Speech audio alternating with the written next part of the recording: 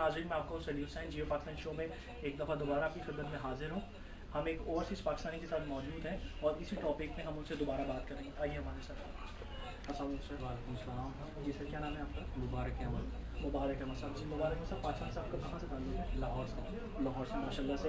मुबारक साहब, मुझे एक बात बताइए कि जो अभी यमन पे जो प्रॉब्लम चल रही है, पाकिस्तान बेसिकली जो सऊदी अरब ने हमला कर दिया, अटैक कर दिया और वहाँ पर बमबारी मुसलसल चल रही है और वहाँ पे लोगों को, मुसलमान लोगों को किसी भी मुल्क की तरफ से कोई सपोर्ट नहीं है। सिर्फ वर्बल कन्वर्सेशन हो रही है, लोगों से बात की जा रही है, लेकिन सपोर्ट कोई नहीं कर रहा। ख़ास तौर पर ये कहा जा रहा है पाकिस्तान के हवाले से कि अगर पाकिस्तान सऊदी अरब को सपोर्ट करेगा तो वो फाइनेंशियली बहुत डाउन हो जाएगा, क्योंकि उन्होंने बहुत पैसा इन्वेस्ट किया है सऊदी अरब में।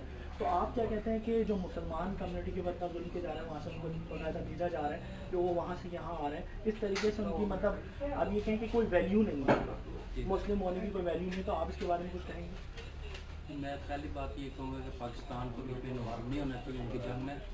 किसी वो भी मुसलमान है, वो भी मुसलमान है, तो पाकिस्तान बीच में एक का फ्रीक बनेगा तो दूसरे के साथ रहती होगी। इसलिए इंसाफ के साथ वो काम करना चाहिए जो इंसाफ के तकाज़ों को पूरा करे, बजाय वो कि उनके खुशामद में, सऊदी अरब की खुशामद में उनकी जाके मदद करें। तो मारेंगे तो अपने मुसलमानों को ही ना, किसी थर्ड पर्सन को तो नहीं मार रहे, तो उसका क्या रिजल्ट निकलेगा? पहले ही एक जंग करके हम पाकिस्तान भुगत रहा है आज तक। अफगानिस्तान की में जो कुछ हो रहा है वो पाकिस्तान ही भुगत रहा है ना।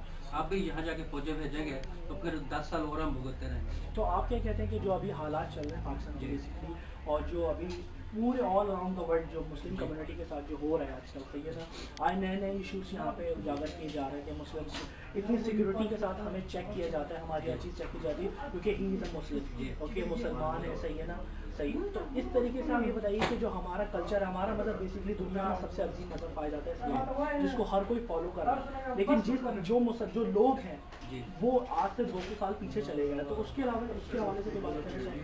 उसकी यही वजह है कि इंसाफ के साथ काम नहीं कर रहे, बगैर वजह के, सिर्फ क्योंकि वो उनसे फेवर लेते हैं सऊदी अरब से, इसलिए वो फौज वहाँ भेजना चाह रहे हैं, क्योंकि उन्होंने इतना पैसा इनको देते हैं तो वो उसको पूरा करने की, कंपनसेट करने की उसको मदद करेंगे। ये इंसाफ का तकाजा नहीं है, और जब इंसाफ से कोई भी चीज़ हटेगी तो उसके रिजल्ट इंतहाई बुरे होंगे, और वही पाकिस्तान बाद में इसको सफ़र करेगा इस रिजल्ट को।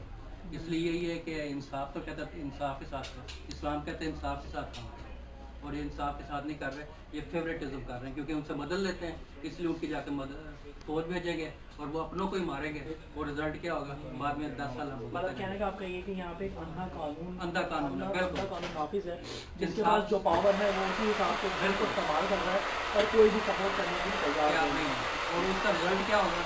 मुसलमान दूसरे को मारेंगे और मुसलमान का ही गुलाम हो रहे हैं, और वो पूरी दुनिया में और मजीद गुलाम हो रहे हैं। इसलिए इंसाफ से काम लेना चाहिए।